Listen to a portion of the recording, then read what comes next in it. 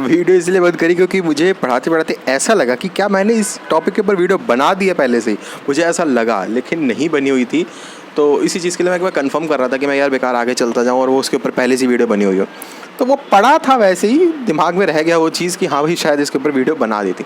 ठीक है जी, तो अब्यूज़ ऑफ पोजीशन हो गया हमारा, मर्ज कर दूंगा मैं दोनों वीडियोज़ को। अब हम देखते, यही था हमारा। ठीक है जी, अब आता है दूसरा topic, combination and it's regulation. ठीक है जी, सेक्शन 5 और 6 है। कॉम्बिनेशन, देखो नाम से समझ आ रहा है, कॉम्बिनेशन मतलब कुछ कंबाइन हो रहा है, कंबाइन हो रहा है, मर्ज, कंबाइन, कुछ भी कह सकते हो आप इसको। तो कॉम्बिनेशन किसी तरीके से हो सकता है। टाइप्स ऑफ कॉम्बिनेशन होते हैं एक्विजिशन, पहला होता है एक्विजिशन मतलब एक्वायर करना, किसी चीज़ को एक्वायर करना, समझ रहे हो।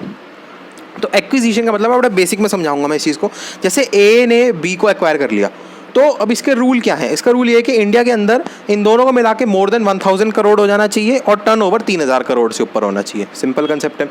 अब acquisition over a group of enterprise, अब जैसे ए और बी तो इंडिविजुअल थे, अब जैसे फॉर एग्जांपल रिलायंस ने ए को लेना है या ए ने रिलायंस को लेना है या व्हाट्सएवर, तो उस केस में दोनों के जो एसेट्स हैं वो 4000 करोड़ से ऊपर होने चाहिए और टर्नओवर 12000 करोड़ से ऊपर होना चाहिए। बस ये मेन याद रख लो आप। नॉर्मल के अंदर 1, 3 और बड़े ग्रुप के अंदर 4 और 12, बस इतना याद रख लो, आपका आधे से ज़्यादा काम तो वहीं हो जाएगा।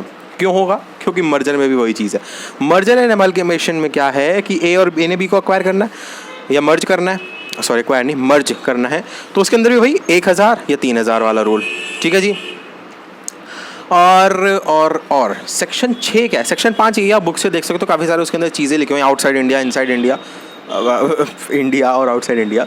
तो वो चीज़ आप देख सकते हो, वहाँ पर कोई इतना ज़्यादा चीज़ें इंपॉर्टेंट नहीं लग रही है इसके अंदर, बाकी देख सकते हो एक बार बुक के अंदर। ठीक है। सेक्शन 6 क्या कह रहा है, वो एक kind of a procedural section हो गया कि इसमें लिखा हुआ है कि इफ़ एनी एंटरप्राइज और association of enterprise of person enter into any combination and if that combination is likely to cause an adverse effect on the competition in India then it will be void. तो एक kind of ये कह सकते हो आप कि अगर कोई ऐसा कॉम्बिनेशन या मर्जर या कुछ एक्विजिशन हो रहा है और उस वजह से कंपटीशन हैम्पर हो जाएगा तो मार्केट का, तो वो चीज़ वॉइड कहला दी जाएगी। So notice must be given to the combination to commission within 30 days for the approval of merger. तो अगर मर्ज कर रहे हो तो उस चीज़ के लिए आपको CCI जो है उसको 30 दिन पहले नोटिस देना होगा। ठीक है जी, कि भाई हम जो है मर्ज करना चाह रहे हैं, हमको परमिशन दे दी जाए। सेक्शन 29 एक छोटा सा इंपॉर्टेंट सेक्शन और आता है, वो लिखा हुआ है प्रोसीजर फॉर इन्वेस्टिगेशन। कुछ नहीं है, 30 दिन के अंदर publish in 10 days within 45 days process according to section 31। अगर मतलब कोई इन्वेस्टिगेशन वगैरह चालू हो जाती है तो 30 दिन के अंदर तुमने उसको निपटारा करना होता है। मोटा मोटा यही है, कोई ज़्यादा इंपॉर्टेंट चीज़ नहीं है। बुक को खोलोगे ना आप, उसमें पूरा एक टेबल दिया होगा, वो टेबल जो है आप देख सकते हो। अगर कोई डाउट है तो कमेंट करिए, मैं कोशिश करता हूँ कि उसको मैं डाल दूँ इंस्टाग्राम पे टेबल को, ताकि आप लोग वहाँ पर जाके समझ पाएंगे मैं कहना क्या चाह रहा हूँ। अगर आपके पास बुक है या कोई अच्छा सोर्स है तो आप बिल्कुल वहाँ से देखेंगे, वहाँ पर एक टेबल बना होगा कि भाई इतना अगर ग्रुप में कर रहा है, इंडिविजुअली कर रहा है, क्या कर रहा है, वो चीज़ लिखा होगा वहाँ पर। अब बड़ा अच्छा हमारे पास टॉपिक है CCI का, कॉम्पिटिशन कमीशन ऑफ इंडिया। इतनी देर से हम पीछे पड़े थे ना, CCI का एक्शन ये, CCI वो, CCI या फलान ढिमकान। CCI है क्या, वो देखते हैं। कॉम्पिटिशन कमीशन ऑफ इंडिया इसकी फुल फॉर्म है, कह रहा है ये, it is establish in accordings with the competition act 2002। ठीक है, काम क्या है इसका, to provide institutional support and prevent practices having adverse effect on competition. Obviously बात है, CCI की फुल फॉर्म का कॉम्पिटिशन कमीशन ऑफ इंडिया, तो कंपटीशन के लिए काम करेगी। तो एडवर्स जो गलत कंपटीशन के कर रहे हैं उसको निगरानी करना, promote and sustain competition in market के अंदर कंपटीशन को सस्टेनेबल वे में इंप्रूव करना, protect the interest of consumer को कोई इफेक्ट ना है कंपटीशन से, वो चीज़, एंश्योर फ्रीडम ऑफ ट्रेड।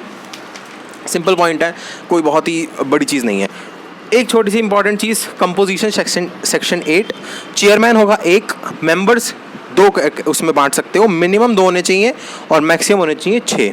ठीक है जी। सो चेयरमैन 1 होगा अलग, मेंबर्स में मिनिमम 2 होने चाहिए, मैक्सिमम 6 होने चाहिए। कंपोजिशन है, सेक्शन 8 है ये। अब देखते हैं power of CCI, competition commission of India की पावर क्या है। कुछ नहीं है, सिंपल है, सर्टेन एग्रीमेंट को एक्वायर कर सकता है ये, इंक्वायर कर सकता है ये, whether an enterprise enjoy dominant position, ये देख सकते हैं जो हमने पीछे पढ़ लिया है। इनटू एक्विजिशन कंट्रोल कॉम्बिनेशन, जो मर्जर और एक्विजिशन के हमने कहा ना 30 दिन का नोटिस देना होगा, किसको देना होगा, CCI को, तो वो ये करेगा। Power to issue interim order जो है वो इशू ये कर सकता है। Power to regulate own procedure, अपने प्रोसीजर को रेगुलेट कर सकता है। Power to impose monetary penalties भी लगा सकता है, पैसे वाली। Extra territorial jurisdiction power, extra territorial की भी इसके पास पावर है, या आउटसाइड टेरिटरी भी काम कर सकता है। ठीक है जी, ये था हमारा CCI। अब अगर एक छोटा सा टॉपिक अगर हम और देखना चाहें, छोटा ही है यार, इसको भी देख ही लेते हैं। अपीलेट ट्रिब्यूनल कुछ नहीं है, नाम से समझ आ रहा है। अपीलेट, अपीलेट क्या होता है? ऊंची। ट्रिब्यूनल क्या होता है? ट्रिब्यूनल। तो सेक्शन 53A क्या कह रहा है? The national company law tribunal NCLT under companies act shall be the tribunal for this act also. तो कंपटीशन कमीशन जो एक्ट है, कंपटीशन एक्ट जो है 2002 का, उसमें NCLT ही है जो कंपनी लॉ के अंदर हमने पढ़ा हुआ है, नेशनल कंपनी लॉ ट्रिब्यूनल। अगर आपने कंपनी लॉ उसकी वीडियो नहीं देखी तो जाओ देखो, वैसे अगर आप ये भी देखो पहले, उसके बाद देखना।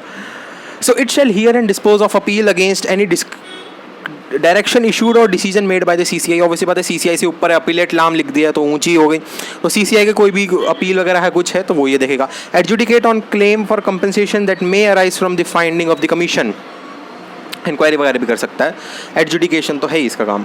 अब सेक्शन 53 का B क्या है? सेक्शन 53A में तो हमने देख लिया कि जो कंपनी लॉ का जो है वही है ये सारी चीज़ें। सेक्शन 53 में B में लिखा हुआ है अपील के बारे में। अपील क्या है? The CG and ST, CG ST क्या होता है? सेंट्रल गवर्नमेंट, स्टेट गवर्नमेंट, और any agreed person can appeal, कोई भी अपील कर सकता है इसमें। With in 60 days of the decision appeal should लाई। जैसे डिसीजन आ गया CCI का किसी का भी, तो सेंट्रल गवर्नमेंट, स्टेट गवर्नमेंट या कोई agreed person with in 60 days appeal कर रहे, ठीक है। Appeal shall be dispose of with in 6 month, ये 6 month पीरियड अपीलेट ट्रिब्यूनल को दिया हुआ है कि भाई तुम्हें 6 महीने के अंदर इसको डिस्पोज ऑफ करना है। Will send a copy to the everyone, जितनी भी कॉपीज होंगी वो सबको दी जाएगी। अब आता है पावर्स ऑफ AT या मैं अपीलेट ट्रिब्यूनल को शॉर्ट फॉर्म में बोल रहा हूँ। AT पावर्स क्या हुआ इसकी? कुछ नहीं है, all the powers of civil court. Simple अगर मैं एक लाइन में बोलूँ क्या हो सकता है? Summoning, production of document, examination of witness, reviewing witness, decisions, x Partey, order. वही सिंपल मैंने एक शब्द में कह दिया कि हाँ भाई पावर्स ऑफ सिविल कोर्ट या फंक्शंस ऑफ सिविल कोर्ट या कुछ भी कह सकते हैं आप इसको। तो ये था हमारा AT जो कि अपीलेट ट्रिब्यूनल, ठीक है। अब आता है एक छोटा सा topic, competition advocacy. Competition advocacy कुछ नहीं है, अगर आपको समझाना चाहूँ तो इसके 4 काम होते हैं main: web posting, awareness creation, review policy और होल्ड ओपन हियरिंग। अब आपके सामने मैं एक वो दे दूंगा, एडिटिंग प्रोसेस में एक फ़ोटो दे दूंगा मैं, ठीक है। उस चीज़ को आप देख लेना और बिल्कुल एज इट इज़ यही टेबल आप अगर बना के आ जाओगे तो आपका कॉम्पिटिशन एडवोकेसी हो जाएगा। और बड़े उसमें अगर एक क्वेश्चन आता है तो you are a good question तो फिर नेट से देखना पड़ेगा यार, और क्या करें। कॉम्पिटिशन एडवोकेसी मतलब मेन यही काम है, इनको तुम फिर फर्दर इसको वो कर सकते हो, क्या कहते हैं, एक्सप्लेन कर सकते हो, ठीक है। तो ये हो गया जी हमारा आज ख़त्म CCI नहीं, कॉम्पिटिशन एक्ट, ठीक है, कॉम्पिटिशन लॉ या कुछ भी कह सकते हो आप। इन्वेस्टमेंट हमारा कवर हो रखा है चैनल पे, कॉम्पिटिशन हमने आज कवर कर लिया है।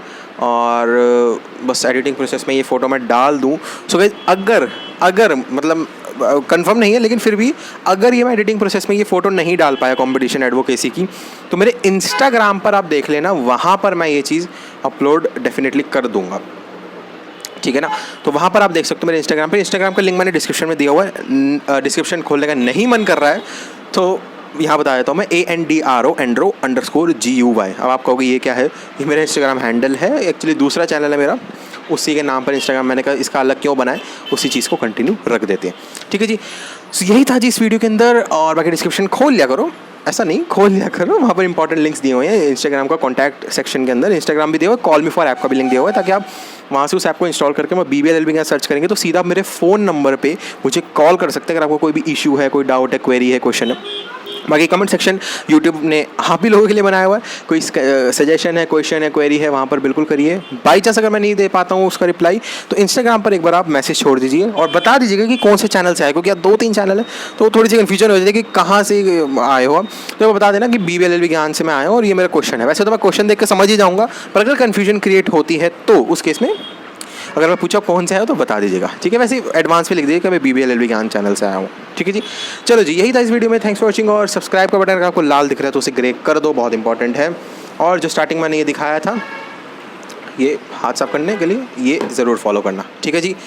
और बाकी लाइक तो आप लोग कर ही रहे हो, नहीं कर रहे? एक काम करो, उसको नीला कर दो, लाइक वाले बटन को, बहुत इंपॉर्टेंट है यूट्यूब के लिए। बाकी बेल आइकन पे क्लिक करना, ऑल कर देना, ताकि मेरी सारी नोटिफिकेशन आपके पास आए जैसे मैं वीडियो अपलोड करूँ, ठीक है जी। Thanks for watching to BBLLB. I'm signing out. Bye bye and take care.